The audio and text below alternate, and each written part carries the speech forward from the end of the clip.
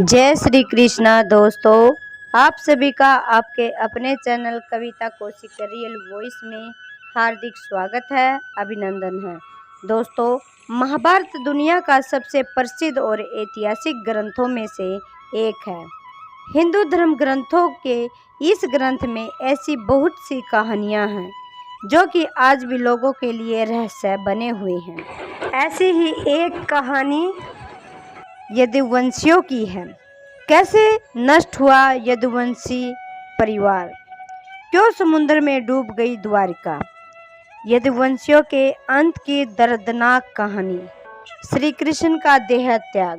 हमारा दावा है कि आपने कभी भी महाभारत देखी व पढ़ी होगी, तो आप महाभारत में सबसे अहम भूमिका निभाने वाले सृष्टि के रचनाकार श्री कृष्ण को तो हम सब जानते ही होंगे। कुरुक्षेत्र के मैदान में श्री कृष्ण ने कौरवों और पांडवों के बीच में अहम भूमिका निभाई है। आज हम क्यों समुद्र में डूब गई द्वारिका, श्री कृष्ण का कुल कैसे नष्ट हुआ, ये एक छोटी सी कहानी लेकर आए हैं।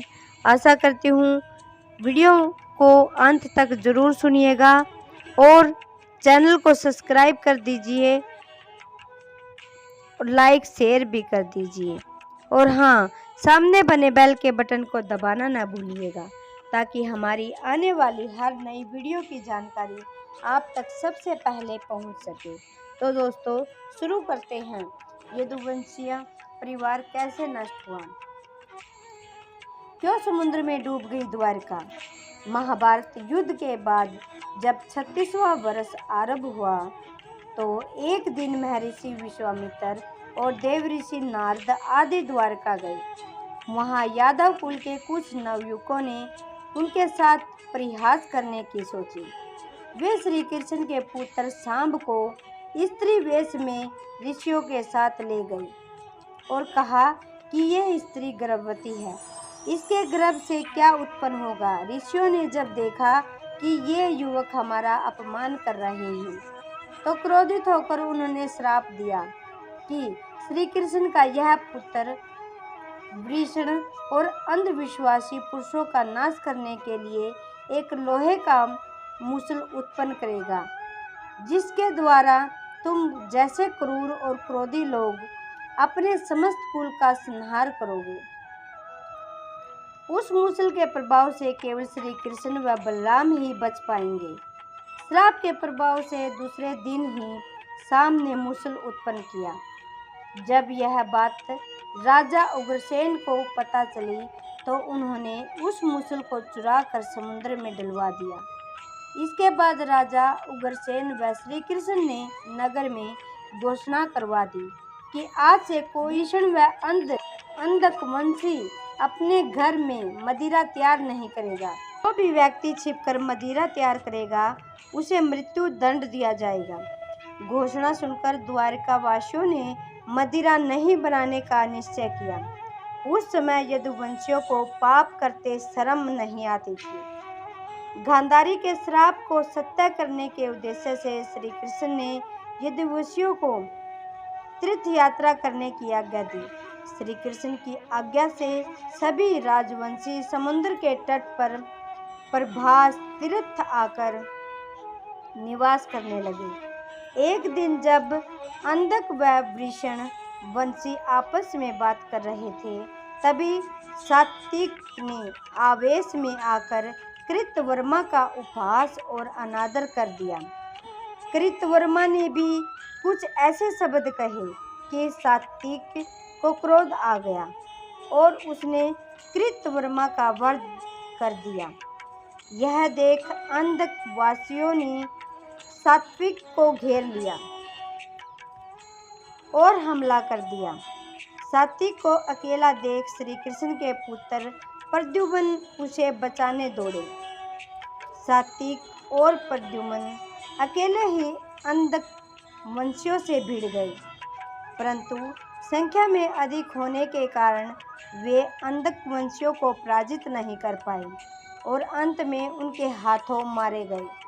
अपने पुत्र और सात्विक की मृत्यु से क्रोधित होकर श्री कृष्ण ने एक मुट्ठी घास उखाड़ ली। हाथ में आते ही वह घास वज्र के समान भयंकर लोह का मूसल बन गई। उस मूसल से श्री कृष्ण सभी का वध करने लगे। जो कोई भी वह घास उखाड़ता वह भयंकर मूसल में बदल जाती।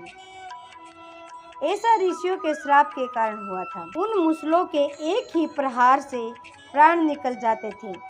उस समय काल के प्रभाव से अंधक, भोज, सिनी और वृषण वंश के वीर मूसलों से एक दूसरे का वध करने लगे। यदुवंशी भी आपस में लड़ते हुए मरने लगे। श्री कृष्ण के देखते ही देखते सांब, चारुदेशन, अनिरुद्ध और गद की मृत्यु हो गई। फिर तो श्री कृष्ण और भी क्रोधित हो गए और उन्होंने शेष बचे सभी वीरों का संहार कर डाला। अंत में केवल श्री कृष्ण के सारथी दारुक ही शेष बचे थे। श्री कृष्ण ने दारुक से कहा कि तुम तुरंत हस्तिनापुर जाओ और अर्जुन को पूरी घटना बताकर द्वारका ले आओ। दारुक ने ऐसा ही किया। इसके बाद श्री कृष्ण ने बलराम को उसी स्थान पर रहने के लिए कहकर द्वारका लौट आए। द्वारका आकर श्री कृष्ण ने पूरी घटना अपने पिता वासुदेव जी को बता दी। यदुवंशियों के संहार की बात जानकर उन्हें भी बहुत दुख हुआ। श्री कृष्ण ने वसुदेव जी से कहा कि आप अर्जुन के आने तक स्त्रियों की रक्षा करें। इस समय बलराम जी वन में मेरी प्रतीक्षा कर रहे हैं। मैं उनसे मिलने जा रहा हूँ। जब श्री कृष्ण ने नगर में स्त्रियों का विलाप सुना तो उन्हें सांत्वना देते हुए कहा कि शीघ्र ही अर्जुन द्वारका आने वाले हैं। वे ही तुम सब की रक्षा करेंगे। ऐसा कहकर श्री कृष्ण बलराम से मिलने चल पड़े। वन में जाकर श्री कृष्ण ने देखा कि बलराम जी समाधि में लीन हैं। देखते ही देखते उनके मुख से सफेद रंग का बहुत बड़ा सांप निकला और समुद्र की ओर चला गया। उस सांप के हजारों मस्तक थे। समुद्र ने स्वयं प्रकट होकर भगवान शेषनाग का स्वागत किया।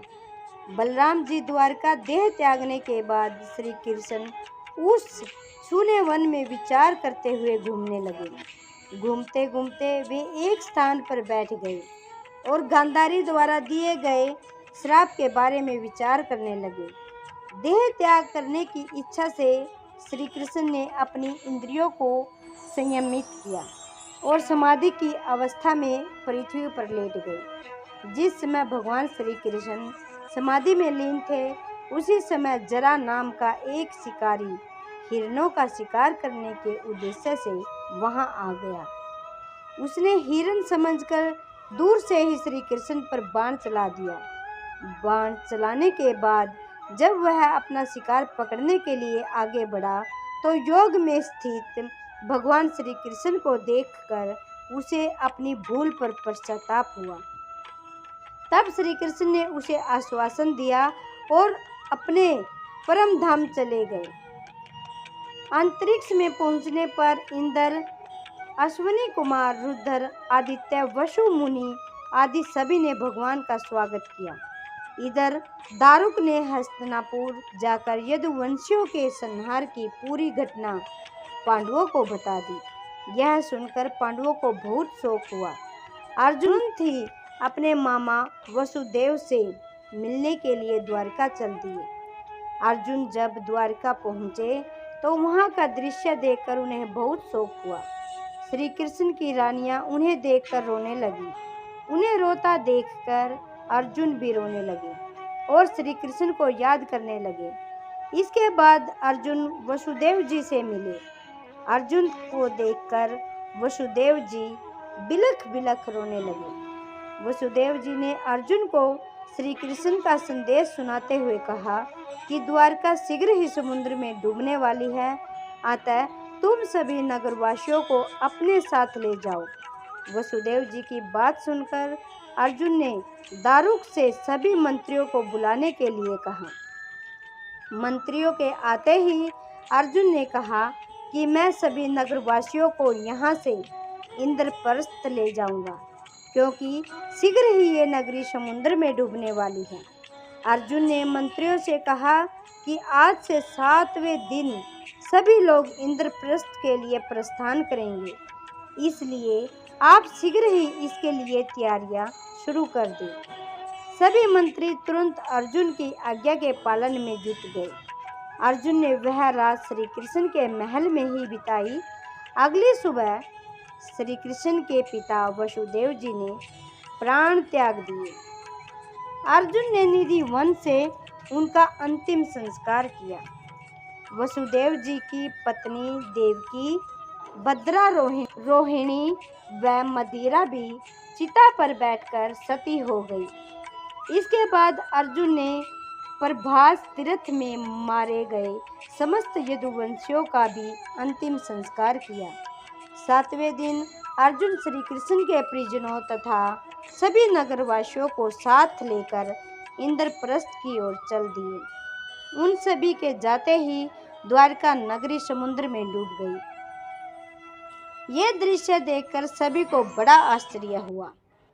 दोस्तों, यह कहानी आपको पसंद आई हो तो कृपया वीडियो को लाइक करें और चैनल को सब्सक्राइब करके हमारा मोटिवेशन बढ़ाइएगा। कल फिर लेकर आएंगे एक ऐसी ही भक्तिमय कहानी स्टोरी वीडियो। तब तक के लिए नमस्कार, और आप अपना ध्यान रखना, स्वस्थ रहना, मस्त रहना। जय श्री कृष्ण।